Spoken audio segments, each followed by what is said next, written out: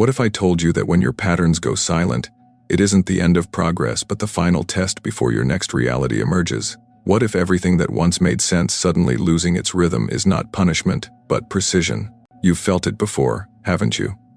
That eerie stillness after effort, the strange quiet where nothing seems to respond. It feels like failure, like life itself has paused. But what if that silence is not absence, it's alignment? What if what's happening isn't collapse, but calibration? There's a moment in every transformation when the old signals stop echoing back. Your affirmations don't land. Your emotions flatten. Synchronicities fade. The universe, which once seemed to whisper your name through every coincidence, now speaks in static, and your mind panics. It asks, did I do something wrong?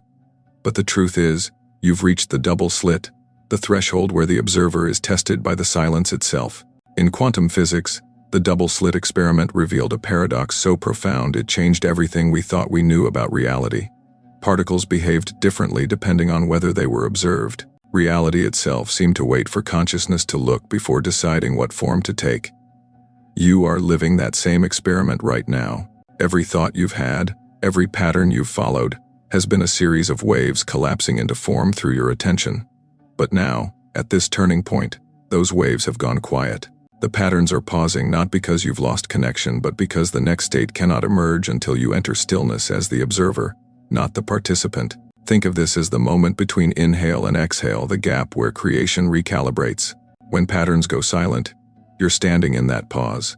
And the field, the infinite potential surrounding you, is waiting not for action, but for coherence. Not for you to try harder, but for you to notice more deeply. This is the space where your old identity cannot survive, and your new frequency hasn't yet stabilized. That's why it feels uncomfortable. You can't use yesterday's breath to animate tomorrow's reality. The silence is a signal. It's asking, will you keep observing even when there's nothing to see? Will you hold coherence when feedback disappears?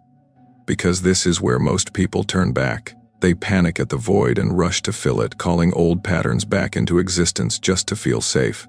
But if you stay in the silence, if you remain the still point between waves, something extraordinary happens. The field begins to respond to your presence, not your panic. In this space, everything you once chased begins orbiting toward you, not because you forced it, but because you matched its frequency. The stillness becomes your command. The test is not about doing. It's about enduring awareness without evidence. This is what the mystics meant by faith, not belief in a story, but trust in coherence. When the patterns go silent, the double slit opens, and in that moment, the universe waits not for your words, but for your state. Because at the turning point, the observer is being observed. Now breathe and notice. You are not waiting for reality to respond. Reality is waiting for you to stabilize. The silence is not punishment. It's proof that you've reached the edge of creation itself. Welcome to the turning point. The final test has already begun. You're here because something in your reality stopped responding the way it used to. Maybe it was subtle, a friendship drifting, a job that once felt aligned, now ringing hollow, an inner voice that used to guide you, now lost in static. Or maybe it was louder, a sudden collapse, an ending that forced you into silence. Whatever its form, you've arrived at the same paradox. The more you try to make sense of it, the less sense it makes. You're in what mystics called the desert of mirrors, and physicists might call a feedback loop of observation. Here's what's really happening beneath the surface. Every human being lives inside a self-generated field of perception. This field is like an echo chamber made of attention. You perceive, you assign meaning, you act, and then reality mirrors that meaning back to you. Most people assume they're responding to life, but in truth, they're responding to the reflection of their own interpretations. It's a feedback loop so seamless you mistake it for how things are. The mechanism is simple but invisible. A trigger creates a state. That state colors your breath. Your breath encodes meaning into your body. Your body radiates that meaning outward as energy, and that energy organizes circumstances that prove your initial assumption true. This is the reality loop. Imagine a single thought, I'm not supported. That thought changes your breath, making it shallow and defensive. Your nervous system translates it as threat. Your field begins broadcasting stress signals, pulling your attention toward confirming data, people who disappoint you, plans that fail, cues of rejection. Each confirmation strengthens the original belief. You feel even less supported, breathe even shallower, and the loop tightens. What you call life happening to me is often your biology and perception in perfect, unconscious agreement. This is why breakthroughs feel so rare. You can't think your way out of a loop because thought itself is part of the loop. The same observer who encoded the pattern is the one trying to fix it, like a camera photographing itself. The harder you analyze, the more you reinforce the signal that something's wrong. Energy follows attention, and attention under stress collapses possibilities into repetition. So even when you set new goals, use affirmations, or visualize success, you're often layering new paint on the same frequency.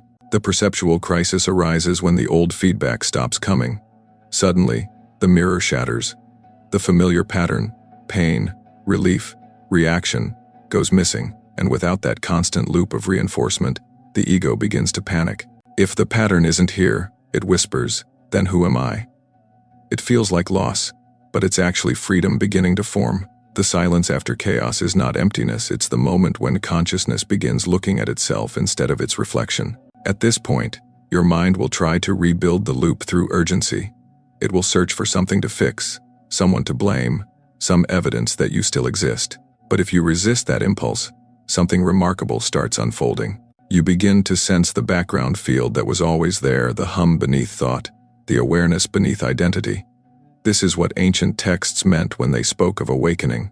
It's not an explosion of light. It's the subtle recognition that the entire movie you've been watching was projected from inside you all along. Yet this recognition can feel destabilizing. Your nervous system, designed for continuity, interprets change as danger. The silence between patterns registers as death to the part of you wired for survival. You may experience anxiety, fatigue, or numbness. That's not regression. It's recalibration. It's your system learning to exist without the constant stimulus of the old reality loop. In psychological terms, you're breaking state dependency. In energetic terms, you're detuning from an outdated frequency. In human terms, you're beginning to wake up. The double slit offers a metaphor for this crisis. When electrons are unobserved, they behave like waves, pure potential. But when measured, they become particles, fixed reality. You've lived most of your life as a particle, defined, certain, observable. The silence asks you to dissolve back into waveform to become undefined again, so new probabilities can emerge. That feels like disappearance, but it's actually expansion. So when everything in you wants to fix the silence, pause. Notice the impulse itself as part of the loop, the need for control, the racing thoughts, the shallow breath, all signals of a system trying to reattach to the known. Instead, breathe slowly and let yourself stay unmeasured for a moment. In that pause, your reality stops collapsing into the same pattern. The field begins to shimmer with new possibilities. This is the crisis hidden within every transformation, the mind's inability to distinguish between death of identity and birth of awareness. But the truth is simpler. The loop is breaking, the pattern is dissolving, and you, the observer, are about to see what reality looks like when it's no longer distorted by your own projection. The silence isn't the end of meaning. It's the reset of perception. The test isn't whether you can think your way out, it's whether you can stay present without a pattern to hold on to. Because only in that stillness does the next universe begin to notice you back. Imagine standing before the double slit not as a physicist, but as a living wave of awareness. Before observation, everything is possibility. Each thought, each breath, each emotion exists as a shimmering probability field. You haven't chosen yet, so the universe waits. Then attention lands and observation is made, and in that instant, the wave collapses into a particle. Reality takes a snapshot, responding to your consciousness as if to say, "Understood. This is what you wish to see." What science revealed in the laboratory, your heart has always known in silence. Observation changes outcome. But this isn't about subatomic particles, it's about how your awareness behaves in daily life. Every moment, your consciousness oscillates between wave and particle states. When you're tense, fearful, or fixated on control, you collapse into particle form, solid, predictable, repeating the past. But when you relax, soften your focus, and breathe with coherence, you become wave-like again, fluid, open, capable of infinite rearrangement. That movement between fixation and fluidity, between contraction and expansion, is the quantum rhythm of existence expressing itself through you. Think of it emotionally. Have you noticed that when you cling to an outcome, life seems to harden? Everything slows. Conversations feel forced, timing feels off, and you sense invisible resistance. That's you in particle state, over-observed, over-defined. But when you release, when you allow events to unfold without gripping, coincidences begin dancing again. Synchronicities appear. You start meeting exactly who you need, often in ways logic could never have engineered. That's you in wave state, observing without controlling, participating without possessing. The quantum field doesn't speak in words, it speaks in coherence. Coherence is that calm, rhythmic alignment between heart, breath, and thought. It's not about perfect calmness, it's about inner resonance. When your emotions, breath, and focus vibrate in harmony, your field emits a steady frequency that the universe can actually read. You're not demanding reality to obey you. You're offering it a clear signal. The field loves clarity. It responds instantly to the tone of your being. This is why effort often fails, and ease often succeeds. The universe doesn't respond to the intensity of your desire, it responds to the coherence of your signal. When you send mixed frequencies, hope tangled with doubt, gratitude wrapped in anxiety, the field receives static and mirrors confusion back to you. But when your inner state aligns, when your breath slows, your mind stills, your body softens, you begin to broadcast a single, luminous tone. That tone organizes matter around you, just as tuning forks synchronize when one begins to hum steadily. This is what the mystics called creation through being, rather than doing. When you reach coherence, you stop chasing outcomes because outcomes begin recognizing you. The observer becomes magnetic, not manipulative. It's a subtle but profound shift. You move from pushing reality to allowing reality to crystallize around your frequency. This is the deeper meaning of "ask and it shall be given." It isn't about pleading to a distant power. It's about resonating with the possibility until it has no choice but to appear. Think of coherence as emotional gravity. A chaotic mind produces scattered probabilities, but a coherent heart pulls them into orbit. In that orbit, life feels less like randomness and more like rhythm. You wake at perfect moments, stumble into perfect timing, sense answers before questions form. You're not predicting the future, you're harmonizing with it. But coherence can't be forced. You can't fake stillness any more than you can command a wave to stop moving. The observer effect isn't about control, it's about relationship. The field mirrors not what you pretend to be, but what you truly are when no one is watching. When you lie awake at night, between inhale and exhale, in that unguarded second, when your mind quiets, that's when your frequency is most honest. The field listens there. So, when patterns go silent, you're not being ignored by the universe, you're being invited to recalibrate your signal. Silence means your field is reorganizing, your coherence is resetting. It's as if the cosmos is saying, "Be still." The new pattern cannot detect you until your tone stabilizes. The old you broadcasted noise. The new you will emit music. You've probably felt glimpses of this already. Those strange moments when you stop worrying and suddenly everything works. You call it luck, grace, or coincidence, but it's coherence. It's what happens when your internal observation and external reality synchronize. Breath slows, body softens, awareness widens, time feels thicker. That's quantum alignment, not as theory, but as sensation. What's astonishing is that this alignment doesn't require belief. It's a biological, energetic fact.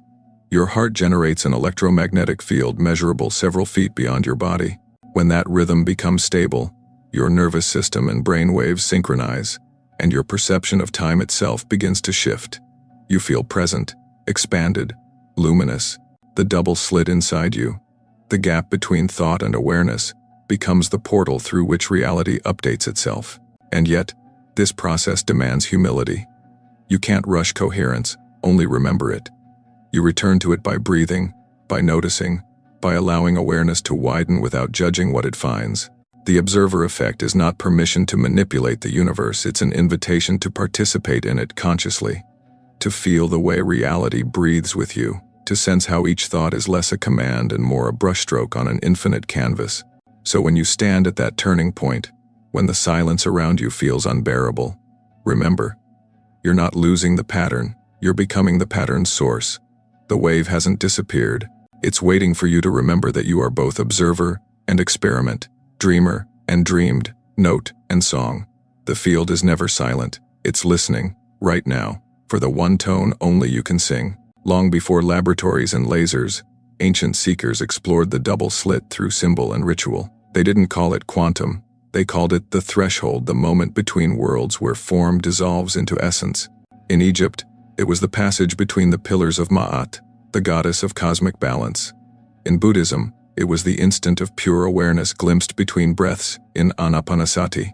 In Kabbalah, it was the space between the Sephirot, where divine energy flowed through the tree of life before crystallizing into matter. All spoke of one truth: the universe reveals itself not in noise, but in the silence between vibrations.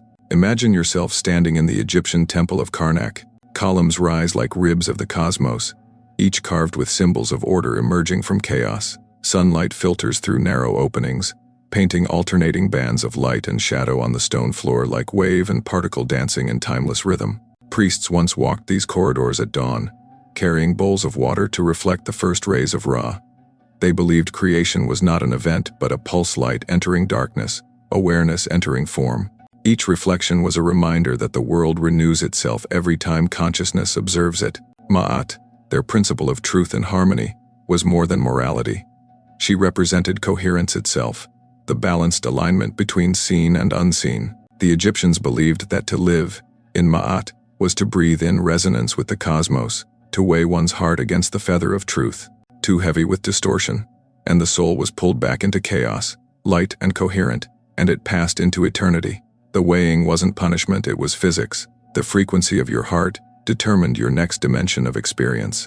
Across continents, Buddhist adepts were discovering the same mystery through the breath. In the practice of anapanasati, mindfulness of breathing, they watched the arising and dissolving of each inhale and exhale, not to control it, but to witness impermanence. Between the end of one breath and the start of another, they found what quantum physicists would later call superposition, the state where everything exists and nothing is fixed. They called it shunyata, the void, but not as emptiness to fear, rather, as fullness so complete it overflows with potential. When you breathe consciously, you're stepping into that same lineage. The modern world calls it mindfulness. The ancients called it remembering the breath of God, the ruach, the living wind. In Hebrew mysticism, ruach and neshama are two currents of spirit, the breath that animates the body and the breath that awakens the soul. When these currents align, the human becomes a vessel for divine expression. Breath was not merely survival. It was sacred architecture. The Egyptians mapped their temples to mirror the human body because they understood, as above, so below. The outer structure of limestone and gold corresponded to the inner chambers of awareness. Passing through each doorway symbolized passing through layers of consciousness. The innermost sanctum, the Holy of Holies, represented the double slit itself, a dark chamber where light entered only when the priest opened the gate. There, in the silence, the divine image would shimmer into being on polished alabaster walls. Observation made form.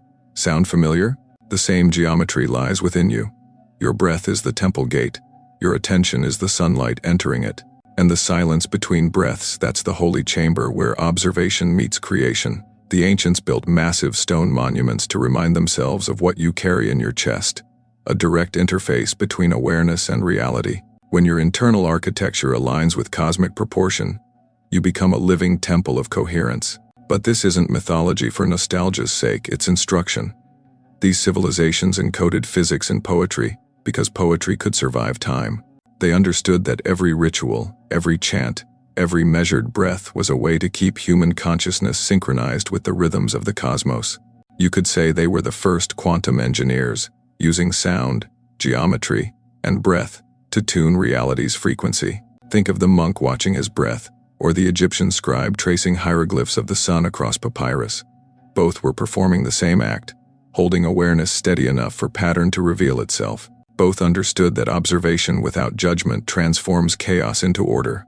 When the priest entered the temple, he didn't demand visions, he waited. He knew that when the outer world grew silent, the inner one began to speak.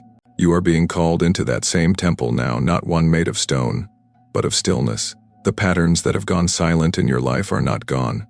They're behind the veil, waiting for your presence to open the gate. When you breathe slowly and feel the subtle pulse between heartbeats, You're reenacting rituals that have endured for millennia. You're standing at the threshold between ma'at and chaos, between ruach and form, between knowing and unknowing. And just like those ancient initiates, you're being asked a simple question. Can you stay awake in the dark? Can you trust the unseen order enough to let it unfold without forcing? Because the double slit, the gateway of creation, responds not to force, but to reverence. The ancients bowed before their mysteries for a reason. They knew that only the humble observer could witness the birth of worlds. When the patterns go silent, remember the temples, remember the feathers of Ma'at, the breath of the Buddha, the wind of Ruach. They're all pointing to the same truth. Silence is sacred geometry. It's where probability becomes purpose, and where you remember that creation isn't something you do, it's something you allow through coherence. The threshold isn't out there. It's within you, waiting for your next breath to open the door. Let's bring all of this into your body now, not as an idea, but as a living experience. Find a position where your spine feels long, but not tense. Rest your hands wherever they naturally fall. Close your eyes if it feels safe. We're not going to perform anything mystical or extreme. This is a gentle experiment in coherence, a way to enter the quantum temple within you. Remember, what follows is for awareness and education, not for any medical or therapeutic purpose. Listen to your body, adjust as needed, and let comfort guide you. Begin by noticing the simplest act you're already doing, breathing. Don't change it yet. Just observe the natural rhythm of air entering and leaving. Feel where it moves most easily. Perhaps the chest rises, perhaps the belly. For a few moments, let yourself become the witness of breath rather than the one doing the breathing. You're watching the double slit within the point where awareness meets motion. Now, bring your attention to the space between breaths. Inhale gently through the nose for a count of 4. Pause. Notice the stillness before the exhale begins. Then exhale softly through the mouth for a count of 6. At the end of the breath, pause again before the next inhale. That pause, that infinitesimal still point, is your personal quantum gap, the silence between wave and particle, between effort and surrender. As you rest there, you're not suppressing breath, you're listening to the field that breath arises from. Let your mind wander, if it must, but stay anchored to the rhythm. Thoughts will drift through like clouds. The practice isn't to chase them away, but to remain the sky that allows them passage. Every time you notice a thought, you've already returned to awareness. That noticing is the observer awakening. With each cycle, inhale, pause, exhale, pause, you're training your nervous system to recognize that stillness isn't danger. It's data. It's how the field speaks. After a few minutes, bring your attention to your heart, not the physical organ, but the subtle warmth at the center of your chest. Imagine your breath flowing in and out of that point. Inhale into your heart. Exhale from your heart. Feel the expansion and contraction, like light pulsing through a gateway. This isn't imagination, it's alignment. When breath and heart synchronize, electromagnetic coherence begins to form naturally. Now introduce a micro-adjustment, gratitude. Not a thought about gratitude, but a felt sense of appreciation for this simple moment. The breath that moves, the body that allows it, the awareness that notices it all. Feel how that emotion subtly alters your breathing pattern. The body softens, the exhale lengthens. The signal becomes steady. Gratitude acts as a frequency tuner. It organizes scattered energy into order. Stay here for a few breaths. You may notice sensations tingling, warmth, even subtle vibration. These aren't mystical, they're physiological responses to coherence.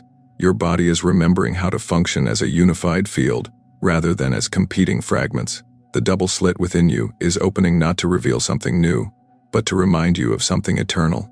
Let's refine this into a daily micro-protocol you can use anytime life pulls you off center. Step 1. Notice the trigger. It could be a tense conversation, a financial worry, a sudden wave of self-doubt. Step 2. Observe your state without judgment. How's your breath? Where's your attention? Step 3.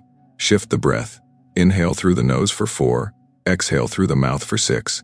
Step 4. Anchor in gratitude. Think or whisper one word: thank you, peace, remember. Step 5. Remain still for one heartbeat longer than feels comfortable. That extra second is where the pattern dissolves and a new probability forms. These micro moments matter more than long sessions. Each repetition teaches your system to recognize safety and stillness. Over time, your baseline shifts. Stressful events still occur, but they no longer determine your coherence. You learn to navigate storms without losing the mountain inside you. You can also embed this awareness in ordinary tasks. When you drink water, feel it entering as coherence. When you walk, synchronize steps with breath, 3 steps in, 4 steps out. When you speak, notice the subtle exhale carrying your words into the field. Each action becomes sacred geometry, breath shaping reality through intention. If emotions arise, grief, anger, fatigue, don't rush to label them as blocks. See them as old frequencies surfacing for realignment. Breathe through the body part that feels it most. Inhale into the tightness. Exhale through the release. The goal isn't to escape emotion, but to observe it without collapsing into it. Each observed feeling converts from particle to wave, freeing energy that was once trapped in pattern. Over days and weeks, this practice becomes less of an exercise and more of a way of being. You'll start noticing that silence feels fuller, not empty, that the gap between breaths expands slightly, inviting awareness to linger. You may even sense that external events begin to move in gentler rhythms, as if life is breathing with you. That's not imagination, it's entrainment. The field synchronizes with coherent observers. Remember, you're not performing spirituality, you're returning to your natural design. Conscious breathing doesn't make you mystical, it makes you available. The ancients called this right relationship with the breath of life. Modern physics calls it resonance with the quantum field. Both mean the same thing. The observer and the observed are learning to move as one. So when you practice, don't seek results. Seek rhythm. Don't chase meaning. Chase coherence. The pattern will reappear when it's ready, but by then, you'll no longer need proof. You'll have felt the field within your own chest, quiet and luminous, where every possibility still waits to breathe. There comes a moment when the practice stops feeling like practice. The breathing, the noticing, the stillness, what once felt intentional becomes instinctive. That's the turning point. You realize coherence is not something you enter, it's something you remember. But the test that follows is subtle. Life begins to present you with scenes that seem designed to pull you back into the loop. Money, relationships, leadership, each becomes a mirror, reflecting whether you're operating as the particle that reacts or the observer that creates. Let's begin with money, because it's the most universal illusion of scarcity. When your bank balance dips or a bill arrives, notice what happens inside. Most people collapse immediately into the particle state: tight chest, shallow breath, frantic calculation. Fear creates the sense of separation from abundance. But remember the field. It doesn't respond to numbers, it responds to frequency. Before you make a single financial decision, pause. Inhale for 4, exhale for 6. Feel your body soften. Then ask, what energy am I broadcasting through this choice? If you act from panic, you reinforce scarcity. If you act from coherence, even the smallest step carries exponential weight. You become a tuning fork for provision. In this stillness, opportunities that once seemed invisible begin to surface, not because the universe suddenly favors you, but because you've become quiet enough to perceive what was already there. Now, shift to relationships. Every argument, every silence, every longing is an invitation to observe rather than defend. When you're triggered, the loop tries to reassert itself. It whispers, you must be right to feel safe. But safety doesn't come from being right. It comes from being real. Try this. When tension arises with someone you love, don't rush to speak. Notice your breath. Where does it live, high in the chest or low in the belly? Let your exhale become slower than your urge to react. Then look at the person not as the cause of your emotion, but as the mirror of it. When you hold that awareness, you collapse the old argument pattern instantly. You're no longer two particles colliding, you're two waves finding phase. Compassion becomes physics. In that coherence, communication reorganizes itself without words. Sometimes the most powerful apology is your regulated nervous system, and leadership the field magnified. Whether you guide a team, a family, or a dream, leadership tests your relationship with uncertainty. The leader in the old paradigm commands through control. The new leader commands through coherence. Picture a storm. Wind, confusion, competing agendas. Everyone looks for direction.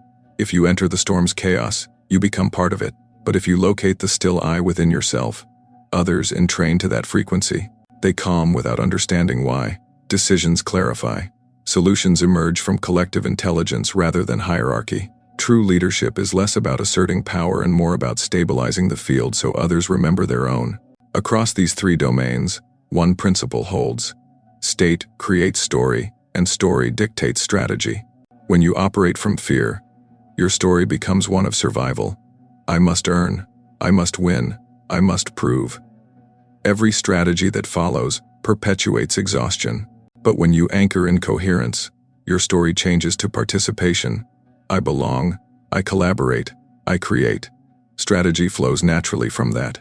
You find yourself taking fewer actions, yet achieving more. The universe loves economy of movement. It favors those who act from clarity rather than compulsion. This turning point marks the shift from victim to creator. It's not moral, it's mechanical. A victim collapses into observed reality, letting external events dictate inner state. A creator stabilizes inner state first, letting coherence dictate external events. The difference is not in circumstance, but in sequence. When the state precedes the story, reality bends. When story precedes state, reality resists. Think back to your own life. How many choices were made in panic? How many words spoken from contraction rather than coherence? Those choices aren't mistakes, they're data. Each reaction is an echo of a past frequency, asking to be retuned. Every time you catch yourself before collapsing into the loop, you reclaim creative power. That's evolution, in real time. This transformation isn't about avoiding pain, it's about reinterpreting it. The double slit doesn't promise no interference. It promises new possibility through observation. When challenge arises, the question is no longer, why is this happening to me? But what new state of coherence is this moment inviting? If you can stay still long enough to ask that question sincerely, you've already passed the test. Remember, coherence is contagious. In money, it magnetizes flow. In relationship, it dissolves conflict. In leadership, it births trust. The field doesn't discriminate, it harmonizes. Every moment you stabilize within yourself sends ripples outward through homes, cities, even timelines. The ancient sages understood this as sacred responsibility. They called it stewardship of the unseen. Today, you might call it energetic leadership. It's what happens when you realize that the quality of your presence is the real infrastructure of your world. So, as you reach this turning point, notice the temptation to return to the familiar, to measure success by results, to gauge worth by feedback, to equate stillness with stagnation. Resist it gently. The silence you're in now is not the void. It's the canvas. The universe has paused because it's waiting for your next coherent brushstroke. And when you make it not from fear, but from presence, the entire field will shift to meet you. You're not here to survive the test. You're here to realize that you are the test, the observer, and the slit through which all light must pass. This is the moment when the wave inside you remembers its own rhythm. You are no longer a fragment seeking wholeness. You are wholeness discovering form. And from this point forward, reality will begin to take notes from your breath. Eventually, every seeker reaches this quiet realization. You don't need the universe to answer you. You need to learn how to listen. The silence you once feared becomes language, the hum beneath existence, the background field from which every sound arises. When you can dwell there without grasping for signs, you begin to sense the architecture of meaning itself, not as something you impose on life, but as something life has been whispering all along. Stillness is not absence, it's awareness fully realized. It's not retreating from life but meeting it without distortion. When you breathe consciously and observe without grasping, you begin to perceive that every object, every person, every fleeting thought is composed of the same field wearing different faces. The divisions dissolve, inner and outer, sacred and mundane, self and other. What remains is intimacy with everything. You realize that belonging was never about being accepted by the world, it was about remembering that you are the world observing itself. This recognition doesn't make you grand, it makes you gentle. The more deeply you experience yourself as the observer, the less you need to defend anything. Dignity replaces pride. You stop competing for validation because the field itself has already validated you by existing through you. Your worth is self-evident in every heartbeat, every breath. What others think becomes background noise against the deep, unbroken rhythm of coherence within. Stillness, then, becomes a kind of public art. Every act performed from coherence, an honest conversation, a mindful step, a compassionate gesture rearranges reality at subtle levels. You might not see it, but others feel it. The tense room softens when you enter. The argument cools before you speak. The stranger's shoulders drop as they meet your gaze. This is influence beyond words, the silent geometry of being. The old paradigm taught us to seek power through accumulation of status, of knowledge, of control. But authentic power is distributive, not hoarded. It radiates quietly, stabilizing the environment. The leader who acts from stillness, the artist who creates from presence, the parent who breathes before reacting, each becomes a tuning fork for coherence in their sphere. This is how the world heals, not through ideology, but through example. The paradox is that the more still you become, the more alive everything around you feels. You start seeing the intelligence in what you once dismissed as random, the pattern of raindrops on a window, the pause before someone speaks, the way sunlight moves across your wall through the day. The field is always communicating, but only the coherent mind can decode it. Meaning becomes less about certainty and more about connection.